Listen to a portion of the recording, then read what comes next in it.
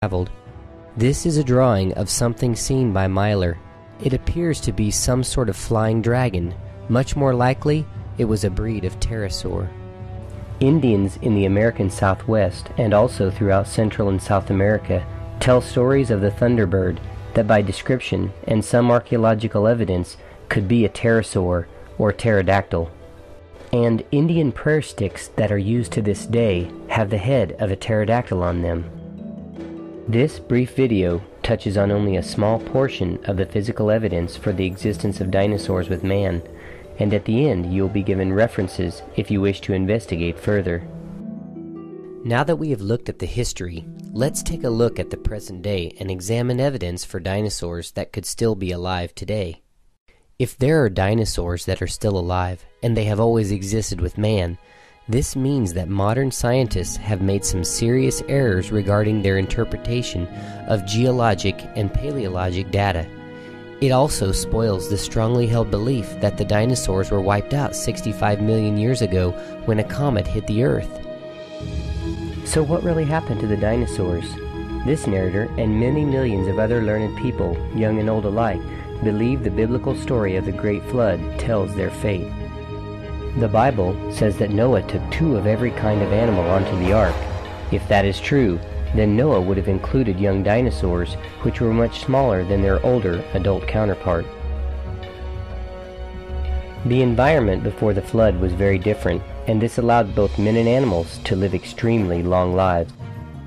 All reptiles grow from the time they are born to the time they die, so a reptile that was 600 to 900 years old would have been an extremely large animal, a dinosaur. The younger dinosaurs would have been much smaller. It would have been logical for Noah to take younger animals for several reasons. They eat less, sleep more, produce less waste, and have a longer reproductive lifespan. All life on Earth, except for those on the ark, perished and was buried in the sedimentary rock layers that were laid down by this worldwide catastrophic flood. The vast fossil record that we see so consistently throughout the entire world today is proof of this worldwide flood, and interestingly, there are over 500 flood legends and stories from around the world. After the flood, Noah's family and the surviving animals began to repopulate the earth. Over time, the dinosaurs, like many other creatures, were hunted to near extinction. Many also died because of the Ice Age and extreme climate change that occurred after the flood. There would have been multiple reasons why the surviving dinosaurs would have been killed off by man. They were usually described as being ferocious and a menace to people. Also, they would have been hunted for food. And finally, they would have been hunted for the honor and glory of killing a ferocious creature. So where would we find very rare and nearly extinct animals which had been nearly wiped out by man and the harsh post-flood environment? It would be logical to look in places where man has difficulty reaching. The nearly impenetrable jungles and deep vast bodies of water throughout the world would be a good place to start.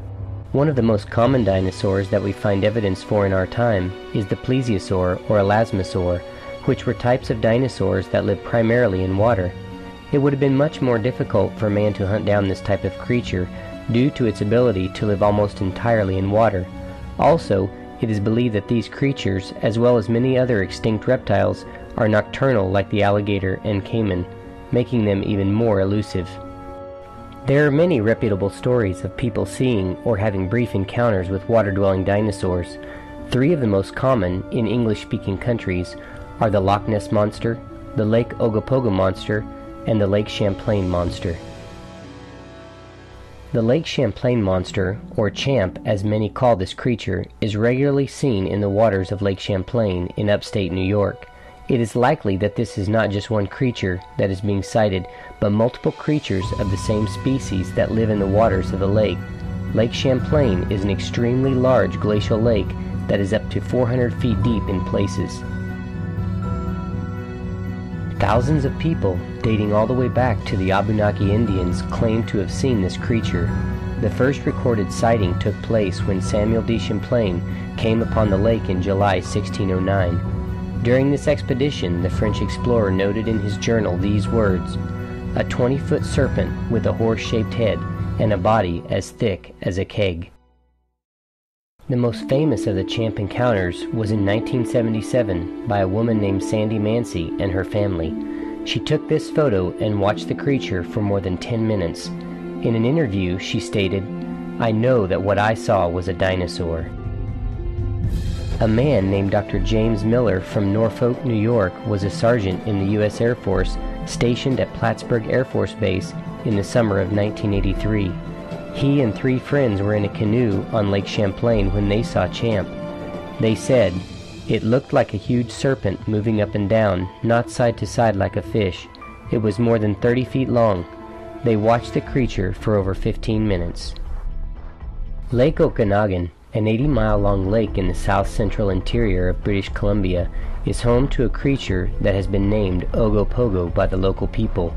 Archival records of Ogopogo's existence go back to 1872, and sightings have been reported regularly up to the present.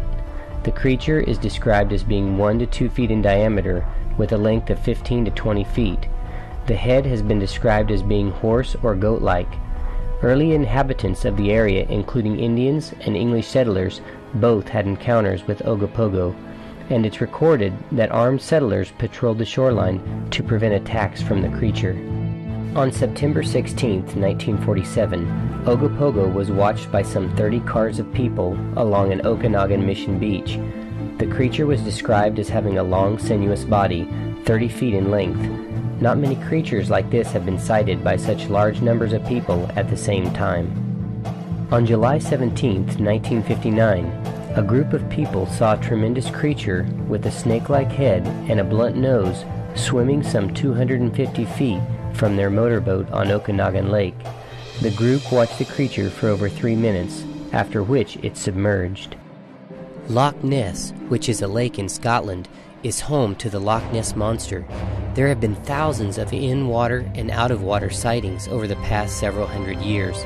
Some of these sightings have been very close encounters. The list of reputable people who have been eyewitnesses goes into the hundreds. It includes doctors, lawyers, scientists, farmers, clergy, and many people just like you and me. These people, many of which have given sworn statements to the truth of what they have said, all say that they saw a creature that is like nothing they have ever seen before, and many say that the creature closely resembles a plesiosaur. For a deeper look into the Loch Ness dinosaur, the website www.nessie.co.uk is about the best. They have records of hundreds of eyewitness accounts and information on the continued quest to positively identify the creature. In 1925, this creature washed up on the coast of California. E.L. Wallace, president of the Natural History Society of British Columbia, said, "My examination of the monster was quite thorough. It had no teeth, its head is large, and its neck full 20 feet long. I would call it a type of plesiosaur." Another witness, Judge W.R. Springer of Santa Cruz, felt the creature was from a prehistoric age. He added his observation: evidence of 2 short feet or flippers, and probably swam with its head high above the water. During the 1930s and 40s, such creatures were spotted many times by fishermen of Monterey's sardine fleet, with one account stating that it was witnessed by one boat's entire crew of 12 men. There have been thousands of confirmed sightings of very large, long-necked serpent-like creatures from the United States, Canada, Scotland, Russia, Norway, English Channel, Brazil, Japan, China, and Sweden. Several unidentified dead creatures of similar description have also been found. Skeptics make excuses for such sightings, but the evidence still remains. The sheer number and also the valid testimonies of people of reputable character make these sightings hard to deny. Found in the deep jungle